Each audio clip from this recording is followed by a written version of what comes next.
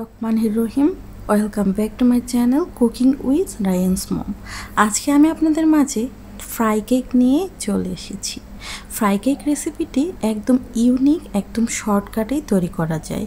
আপনার চা তৈরি হতে হতে চা হওয়ার আগেই আপনার এই রেসিপিটি একদম তৈরি হয়ে যাবে, এতটাই সহজ।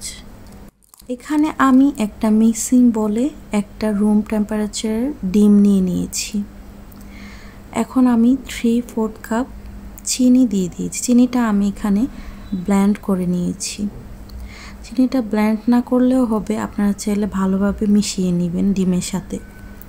এখানে আমি সামান্য একটু ভ্যানিলা এসেন্স দিয়ে দিয়েছি, যাতে ডিমের ব্যাড স্মেলটা কেকের মধ্যে না আসে।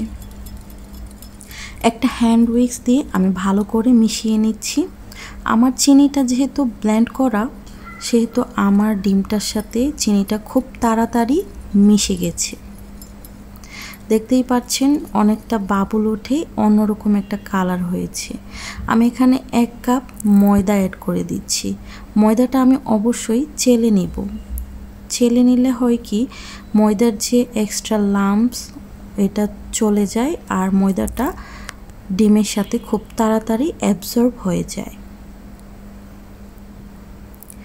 এখানে আমি সামান্য একটু গুঁড়ো দুধ অ্যাড করে দিয়েছি।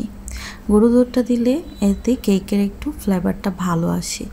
আরও অ্যাড করে দিয়েছি সামান্য একটু বেকিং পাউডার, স্বাদ মতো লবণ দিয়ে দিয়েছি। এখন আমি সবগুলো উপকরণ ভালোভাবে মিশিয়ে নিব। এই পর্যায়ে আমি 1 চা চামচ তেল দিয়ে দিব। সবগুলো উপকরণ অনেক ভালোভাবে একটু ধৈর্য ধরে মিশিয়ে নিতে হবে। প্রথমে মনে হবে যে ডোটা অনেক স্টিকি হয়েছে, বাট এটা একটু রেস্টে রেখে দিলে এটা ঠিক হয়ে যাবে।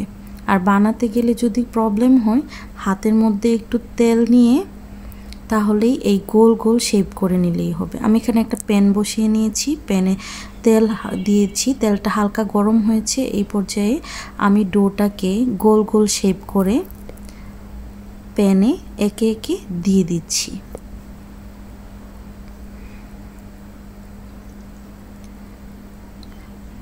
আমার সবগুলো ফ্রাই কেক প্যানে দেওয়া হয়ে গেছে। এখন আমি লো থেকে মিডিয়াম হিটে এগুলা ভেজে নিব।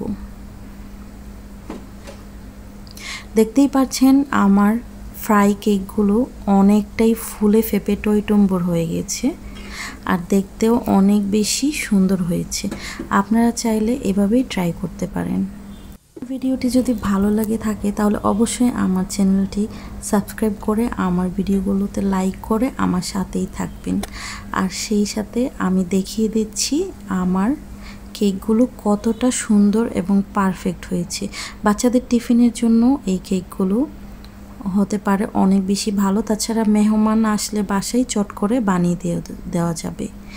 আমি দেখিয়ে দিচ্ছি কতটা পারফেক্ট হয়েছে, একদম সফট তুলতুলে নরম হয়েছে।